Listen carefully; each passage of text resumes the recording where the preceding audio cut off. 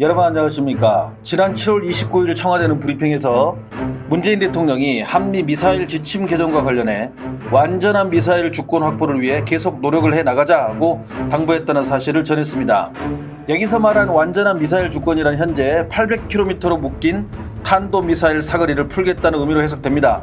김현종 국가안보실 2차장도 사거리 제한 문제도 적절한 시기에 해결될 것이라고 말해 이 문제와 관련해서 한미 사이에 상당한 의견 조정이 이루어졌음을 암시했습니다.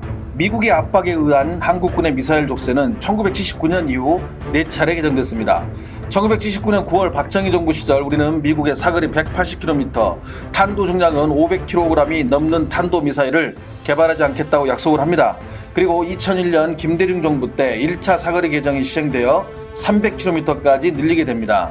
2012년 이명박 정부 때는 2차 개정을 진행하여 사거리를 800km까지 늘렸으며 2017년 9월 현 정부에서 3차 개정이 진행되어 모든 미사일에 대한 탄두 중량의 제한을 없애는데 합의를 봅니다. 그리고 지난달 7월에 4차 개정이 이루어져 우주 발사체의 고체 연료 로켓을 허용하게 되었으며 사거리 제한 문제도 적절한 시점에 합의에 이를 것으로 예측하고 있습니다.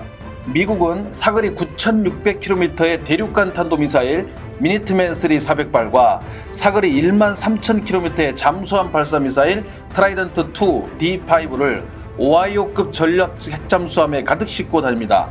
자신들은 해도 되고 남은 해서는 안 된다는 강대국의 내로남불이라는 비판을 받는 것도 이런 이유에서입니다. 한 가지 궁금한 것은 미국의 속마음입니다. 지금까지 아무런 말이 없다가 왜 이 시점에 오랫동안 제안해온 한국의 탄도미사일 사거리 제한을 푸는데 유연한 입장을 보이는가 하는 부분입니다. 저는 오늘 이와 관련하여 한국을 포함 주변국, 중국, 북한의 탄도미사일 상황을 간략히 알아보고 중국 언론 및 네티즌들은 이번 뉴스와 관련하여 어떤 반응을 보이는지, 만약 실제로 사거리 제한이 풀리면 중국은 어떤 조치를 취할 것인지를 알아보고자 영상을 제작했습니다. 지금까지 강대국들은 탄도미사일의 성능과 그 사거리를 두고 마치 경쟁하듯 발전시켜왔습니다. 도대체 탄도미사일이 뭐길래 그렇게 눈에 불을 켜고 더욱더 강력하고 새로운 미사일들을 개발하려 할까요? 탄도미사일은 빠른 비행속도를 갖고 있습니다. 현재 탄도미사일의 속도는 초속 약 3km로 F-15 전투기 최대 속도의 약 4배에 이르는 속도입니다. 이렇게 비행속도가 빠르니 단거리 미사일의 경우 몇 분 안에 목표물에 도달하며 대륙간 탄도미사일의 비행시간도 30분 안팎입니다. 최고 300km에 이르는 높은 비행고도는 대기권 밖에서 진입이 가능하고 또 약 45도의 높은 각도로 직강화 공격할 수 있어 이를 요격하는 수단이 제한적입니다. 특히 탄도미사일은 이동이 쉽고 크기가 작아 은폐와 개별적 독립운용이 가능하며 특정 목표에 집중적으로 공격할 수 있습니다. 이와 같은 이유로 탄도미사일 방어를 위한 시스템, 즉 탐지, 식별, 추적, 요격의 배치와 운용에는 막대한 비용 및 기술이 필요하기 때문에 상대국에게 절대적 위협을 가할 수 있는 무기가 됩니다. 또한 탄도미사일은 핵 및 생화학 무기 등 다양한 종류의 탄두를 운반할 수 있어 대량 살상 무기로 분류됩니다. 이와 같은 장점 때문에 많은 국가들이 전투기보다는 탄도미사일을 선호하게 됩니다. 조종사의 희생 없이 상대방을 공격할 수 있고 첨단 전투기는 서구 강대국들로부터 수입해야 하나 미사일은 자체 생산이 가능하거나 제3세계의 생산국으로부터 수입할 수 있으니 강대국으로부터의 간섭, 규제 등에서 벗어날 수 있습니다. 특히 탄도미사일은 빠른 비행속도를 이용 기습적으로 사용할 수 있고 상대방의 탐지가 어려우므로 상대국 국민들의 사기를 저하시키고 공포를 불러일으키는 심리적 효과를 수반하는데 이러한 심리적 영향은 살상 능력 자체보다 더 큰 전략적 효과를 가져올 수 있습니다. 생각만 해도 끔찍하지만 어느 날 서울 한복판에 적국의 탄도미사일이 꽂힌다면 그 후의 공황 상태는 한 도시를 넘어 국가를 마비시킬 것이며 시민들에게 공포를 주기에는 이보다 더한 무기가 없는 것입니다. 실제로 미국의 한 장성은 만약 탄도미사일이 적국의 수도에 5발만 떨어져도 이미 전쟁의 80%는 승패가 기울었다고 봐야 한다고 말하기도 합니다. 현재 우리나라는 한미 미사일 지침에 따라 사거리 800km에 묶여 있는데 미국은 이 사거리를 풀어줄 용의가 있다는 겁니다. 즉 한국은 아직 중거리 탄도미사일이나 대륙간 탄도미사일이 없는 상황인데 만약 사거리 제한이 없어지면 우리도 중거리 및 대륙간 탄도미사일을 보유할 수 있게 됩니다. 일본은 탄도미사일을 가질 수 없게 제외로 두고 우리나라를 제외하곤 북한과 중국은 이미 위의 미사일들을 보유하고 있으니 더 안타까울 따름입니다. 북한은 1976년부터 이집트로부터 구소련의 스커드 B를 도입해 역설계하는 방식으로 탄도미사일 개발에 착수했으며 1980년대 스커드 B, C, 1990년대 노동, 2000년대 들어 무수단의 작전 배치를 완료했습니다. 2010년대에 들어서는 잠수함 발사 탄도미사일과 중장거리 탄도미사일 화성 12형, 대륙간 탄도미사일급인 화성 14, 15 등 전략미사일 개발에 집중했습니다. 북한의 대부분의 탄도미사일은 액체 추진제를 사용하고 있으며 최근에 들어 작전 운영 관리에 유리한 고체 추진 미사일 개발을 시작한 걸로 알려지고 있습니다. 최근 들어서는 남쪽의 미사일 방어 체계를 무력화하려는 의도로 저고도 기동비행 미사일 개발을 진행 중인데 작년 9월경 발사된 KN-23이 바로 그런 유형의 미사일입니다. 북한은 현재 이 같은 탄도미사일을 모두 800여 발 보유하는 것으로 추정됩니다. 이 중에 한반도 전 지역을 타격할 수 있는 단거리 미사일 수백여 발이 작전 배치되어 있습니다. 하지만 이 미사일들은 1980년대에서 1990년대 생산 배치된 것이 대부분이라 노후화되었다는 치명적인 단점이 있습니다. 그리고 준중거리 미사일도 수백여 발이 작전 배치된 것으로 알려졌는데 이 미사일들은 일본까지 타격이 가능합니다.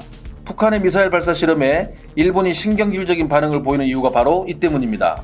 중거리 이상의 미사일은 태평양 도서지역까지 타격할 수 있는 무수단이 수십 발 배치되어 있지만 이 미사일은 발사 성공률은 매우 낮은 것으로 평가되며 북한은 올해 들어 미 본토까지 타격할 수 있는 ICBM급인 화성 13, 14, 15형을 개발 중으로 알려지고 있습니다.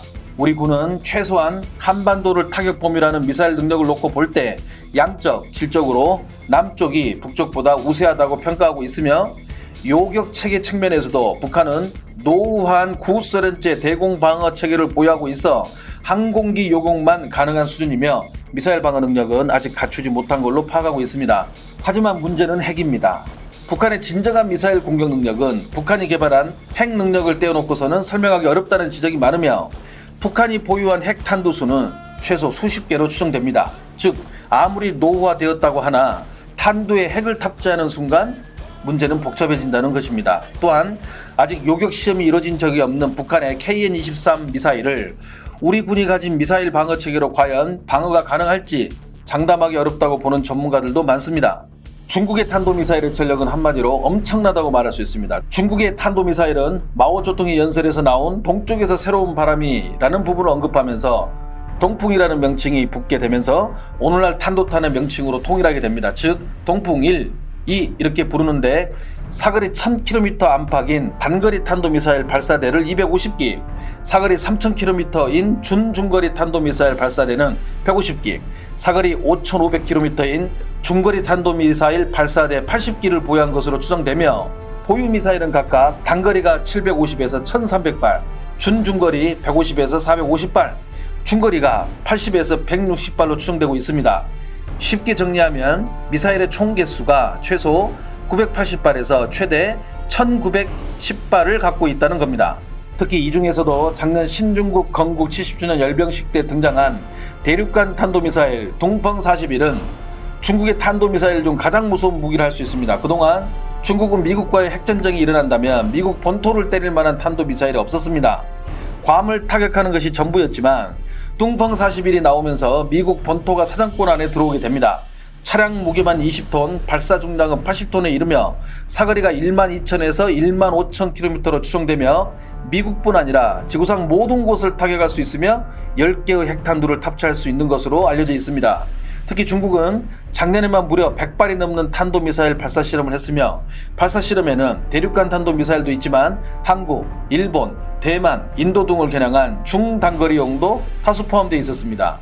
현재 우리 군은 국내 어디서든 북한 전역을 사정권에 두는 미사일 전력을 갖추기 위해선 사거리 1000km 이상의 탄도미사일 개발이 필요하다고 보고 있습니다.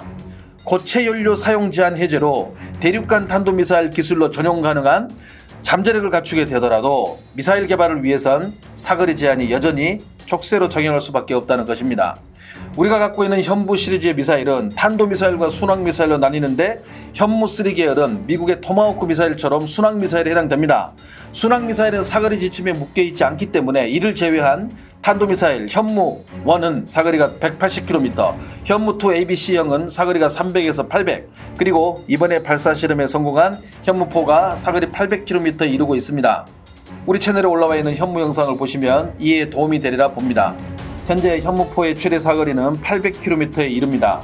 물론 탄두 중량을 2톤에서 1톤으로 낮추면 사거리는 더 길어지겠지만 문제의 핵심은 이 사거리를 늘려 우리도 중장거리 탄도미사일을 보유해야 한다는 의견이 줄곧 제기됐지만 앞에서 말한 한미미사일 지침 때문에 실행되지 않고 있었습니다. 미국이 이번에 이렇게 자세를 바꾼 이유는 미국 내에선 중국을 견제할 사거리 3,000에서 5,500km의 중거리 탄도미사일 배치 후보지로 한국을 거론하고 있지만 우리 정부는 중거리 미사일 배치에 대해 공식 논의하거나 검토한 바 없으며 계획도 없다고 선을 그은 상황이라 이 때문에 중거리 탄도미사일 배치에 반대하는 한국에 자체 미사일 개발의 길을 터주는 게 오히려 잠재적으로 중국을 견제하는 효과가 있다고 미국이 판단했다는 분석이 나옵니다.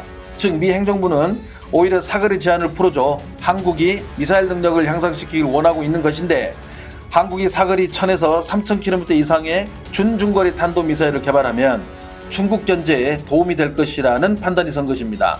현재 우리가 갖고 있는 현무4의 사거리는 심양은 넘어가지만 북경에는 미치지 못하는 거리입니다. 만약 사거리가 늘어난다면 상황은 달라집니다. 중국 입장에서는 자국의 본토가 사정거리 안에 들어오게 되는 셈입니다. 하지만 정부의 희망대로 한미가 한국의 탄도미사일 사거리를 확대하면 미국은 직접 미사일을 배치하는 대신 동맹인 한국을 활용해 중국을 견제할 수 있게 됩니다. 이 경우 2016년에서 17년 사드 사태와는 비교할 수 없는 심각한 위기가 닥칠 수 있습니다. 사거리 연장이 한국 안보에 치명적인 양날의 칼이 될 수 있는 셈입니다. 중국의 CCTV나 신화닷컴 같은 언론들은 일제히 이와 관련된 뉴스를 내보내면서 벌써 언론 플레이에 들어간 모양새입니다. 중국의 언론에서는 이는 중국을 포함한 주변국들을 불편하게 자극하는 것이며 만약 한국의 사거리 연장이 기정사실화된다면 한국은 사드 사태보다 훨씬 심각한 상황에 직면하게 될 것이라며 노골적으로 불만을 표출하고 있습니다. 아직 사거리 연장이 확정되지 않은 상황이라 중앙정부의 입장은 나올 수가 없겠지만 지금 돌아가는 언론의 모습만 보더라도 향후 이는 한국에 사드급 이상의 보복이 올 수 있다는 것은 예상해 볼 수 있습니다. 중국의 온라인 상황도 예외는 아닙니다. 다음은 중국 네티즌들의 반응입니다. 현무4의 탄도 중량만 낮춰도 사거리가 1000km야. 계속 경각심을 가져야겠군. 미국이 사거리 연장에 대해 느슨해졌나? 한국의 모든 신형 미사일들은 한미 미사일 지침이 조정되고 나면 나오곤 했지. 현무4의 2톤급 탄두 중량만 봐도 단거리 탄도 미사일로 볼 수 없어 대륙간 탄도미사일과 비교해도 더 강할 거야. 특별히 신선할 건 없는 뉴스야. 현무4만 하더라도 가볍게 사거리 1000km를 돌파해. 현무4는 중거리 탄도미사일로 분류돼야 해. 미국이 한국한테 이미 의견을 준 모양새군. 미국이 중국을 공격하기 시작하는 것인가? 우리나라는 현재 한 걸음 한 걸음 자주국방의 길을 걷고 있습니다. 하루빨리 탄도미사일의 사거리 제한이라는 족쇄를 벗어버리고 전작권도 회수해 온다면 그날이 바로 진정한 자주국방을 실현하는 날일 것이며 세계 군사력 6위의 대한민국에 그야말로 날개를 달아주는 격일 것입니다. 시청해 주셔서 감사합니다. 행복한 하루 보내십시오.